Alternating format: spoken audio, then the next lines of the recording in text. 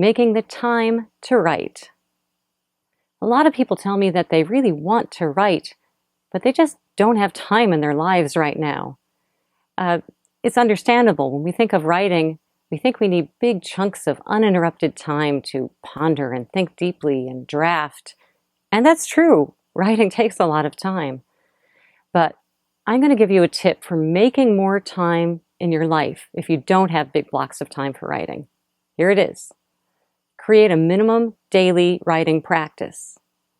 Find a small chunk of time. You don't have an hour every day, but can you find 15 minutes a day or 20 minutes a day? Commit to showing up every day for that 15 or 20 minutes and writing. It may not seem like much, but a lot of good things happen when you have a daily writing practice. But the most wonderful of all of those things is that it makes more writing time in your schedule. So stay with me.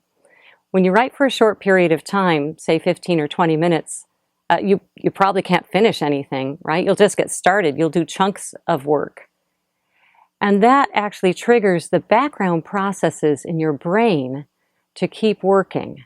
It's something called the garnock effect. You can Google it or look it up in my book. But it's what happens when you have an unfinished project, especially a creative one. Your brain sets aside processing cycles to work on it when you're not paying attention.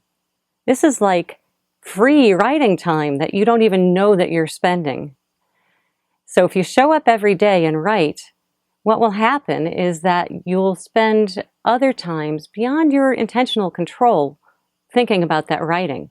And the next time you sit down to write, you might have more great ideas, or you might just, things might come a lot more quickly. It's a way of creating more writing time in a tight writing schedule. Give it a try. Commit to showing up every day for some minimum amount of time and do it for, say, a month. See what happens. I think you'll be surprised.